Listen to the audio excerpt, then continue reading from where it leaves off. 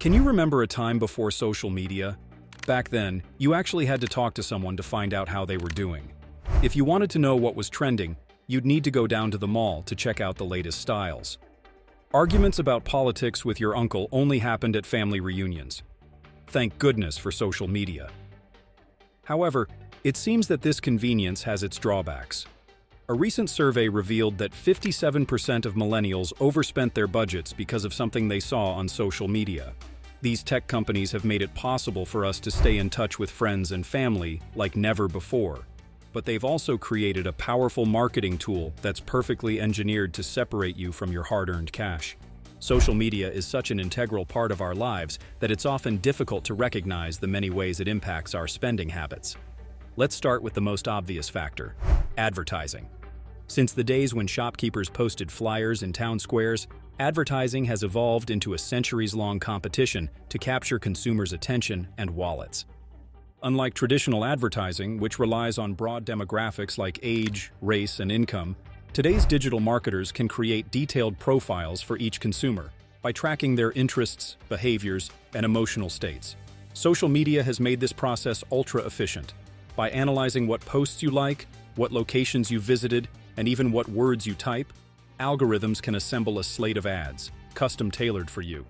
Well, what's wrong with that, you might ask? Better to show me things I want than things I don't.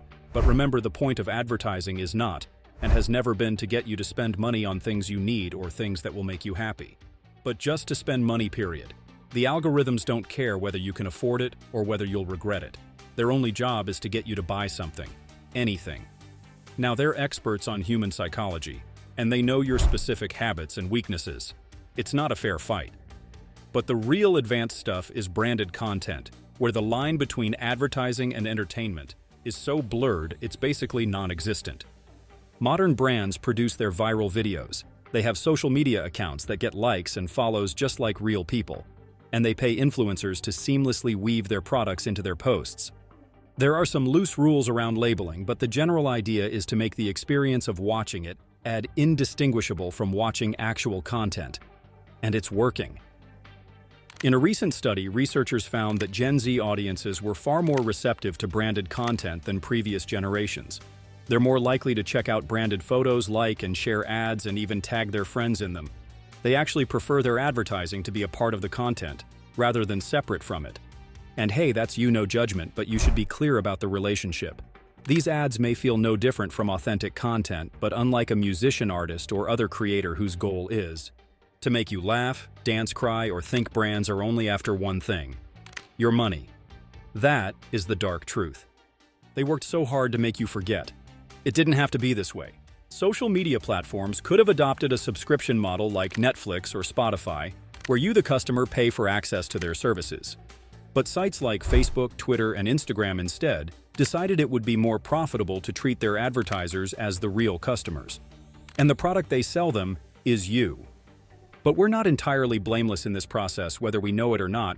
Most users of social media are encouraging each other to spend more money. The problem is that your Instagram friends aren't that much more trustworthy than the advertisers. We don't admit to each other that the lobster at Luigi's was actually kind of dry, and we wish we hadn't spent $75 on it. Or that those $300 pumps from Uptown gave us a blister and we haven't worn them since October. And we certainly don't share the fact that we missed a payment on our credit card. Our desire to present our own lives as perfect can turn us into unwitting salespeople for every product and service we use, whether or not we were actually satisfied with the purchase. Even if social media makes you feel better about yourself, it can still have a negative financial effect. A study of Facebook users in 2012 found that people who got strong, positive feedback from their online social network tended to be more reckless with money and less focused on their goals. Basically, feeling popular online can inflate your ego and make you careless. You don't even have to make a post or write a review to influence someone else's spending. Just liking or following a brand will do the trick. Humans don't like to be the first to try something new. We need to know that a product or brand has already been accepted by the group before we spend our money on it. It's called social proof. And it's the reason why companies try to accumulate followers and likes on social media. They know that without any other information, consumers will go with whatever seems to be the most popular option. Advertisers used to have to fake social proof by making commercials filled with ordinary people using their products. But now, they can actually show you the numbers. Today, if a social media influencer shows off a new handbag or visits a fancy resort, there's often a link to where you can buy it or book tickets instantly. Marketers know that a lot can happen between the ad and the sale, and they want to hurry you through checkout while you're still full of FOMO. While I love how easy the internet has made shopping, it can be a curse for people who struggle with impulse purchases. For all the talk about how social media lets us express ourselves and show our individuality, it's also revealed how susceptible we are to social pressure. We trust messages more when we think they come from friends. We tend to follow the herd when we don't know what to do, and will do anything to avoid feeling left out or left behind.